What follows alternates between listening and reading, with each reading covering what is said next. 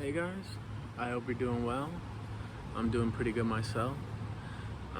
Today I want to talk to you guys about, well, there's this little technique I got for relieving stress.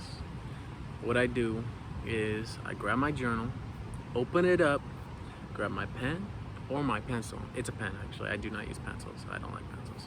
And then I write down. I ask myself, what can I do right now to help my future self? What can I do right this second in order to get a little stress or a little bit off my plate? Not my plate, my future self's plate, right? Get a little weight off his shoulders. What can I do? I ask myself that.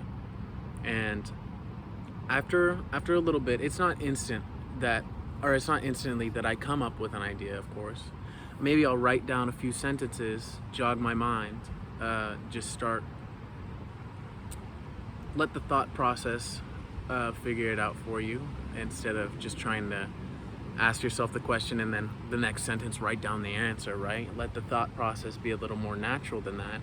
But usually, no, always I'll be able to come up with something I can do in order to make life a little bit better for my future self. And the less fun part of this, I mean, the fun part is in the future, or the good part is the future, you're gonna feel better. But I don't even know the right word for this. The downside of this is that means that what you're doing is pretty much going to be a chore. It's going to be just getting something out of the way, right? Often it'll be just doing the laundry. Like, oh, I could do the laundry right now, and I won't have to worry about it for later. Or planning out your day for tomorrow, you could do that. Or if you really have nothing, reading some book that you know is going to bring you value and information that can help you live your life better. There's so many different things that you can do to relieve some stress, and well, maybe it'll make you a little more stressed for a minute, because I guess it's less comfortable to do those chores than it is to do whatever you were planning on doing.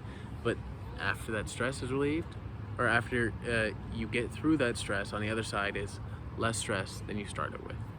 And it's essentially just a way to overcome procrastinating. I'm not a huge procrastinator, at least anymore, but still I find that procrastinating is a thing that no matter how disciplined you are, no matter no matter how disciplined you are, sometimes you'll just naturally procrastinate and put something in the back of your mind. You don't even realize that you're procrastinating. It just happens sometimes. It's just something that doesn't seem important to you. So you put it off and you start to do other things, and then you forget about it. Even if those other things are productive, you know, you still want to get the thing, or like whatever you're procrastinating, out of the way. It's not that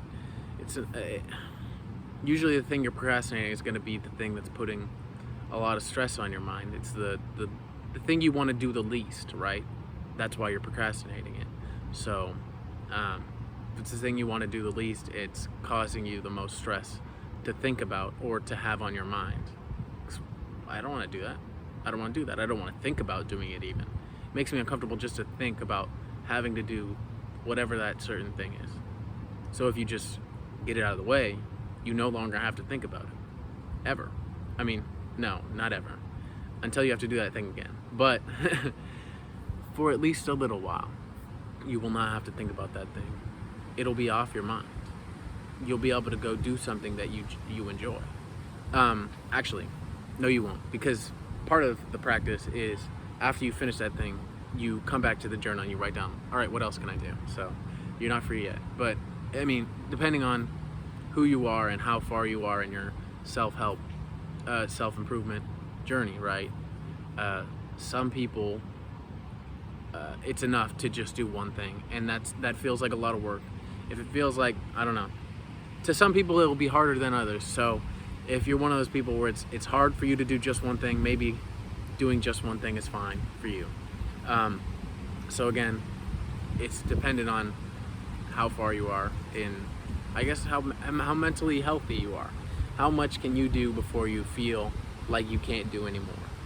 I mean, the more you do, even if you feel like you can't do anymore, if you do one more thing, you're gonna like stretch your comfort zone. You're gonna be able to do more, right? You're gonna have increased capabilities. And I mean, it seems silly because increased capabilities when all you're doing is chores, and it's kind of the boring, dreadful things, right? It's like, oh, this is pointless. Anybody could do this. It's just the dishes. It's just the laundry.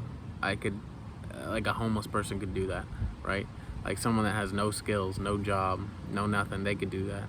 I mean, not that all homeless people are skillless, but you get the point.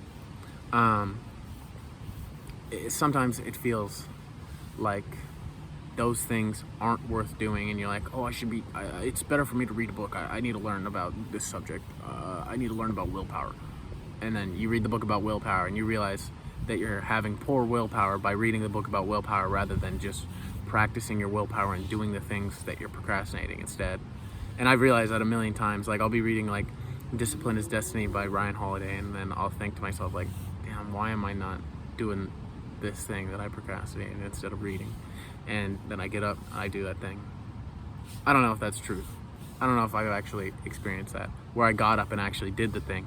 But I've definitely thought about it. I definitely thought I should be doing this. So, but you get the point. Even if you think you're doing something productive, there's oftentimes something that will do more good for your mental health that you can get out of the way right then, right?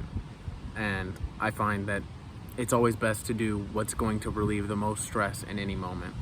And sometimes, or a lot of the times in the past, I would think, oh, it's always best to meditate to relieve the most stress, or it's always best to journal to relieve the most stress. But that's not true. That's not true at all. Getting the annoying things out of the plate, the things that you're dreading out of the way is often the best thing to do. Homework. Can't think of another example. Those types of things. If you don't like working out, just go start your workout then. Just get it out of the way so you don't have to think about it. Again, more examples isn't going to help you guys, so really, I don't know even why I continue to talk, because the point has been gotten through to you guys. Go ask yourself what you can do right now to get some stress off your plate. Stress off your plate. Stress off your chest, your shoulders. Stress off your mind. Weight off your plate. No, weight off your shoulders. Food off your plate. Food on your plate, because you're eating good. Food. What is it? What's off your plate? I don't remember the terminology, the phrase. Clearly I'm getting tired or something, so I'm gonna end the video here. But I appreciate you guys for watching, so have a good one.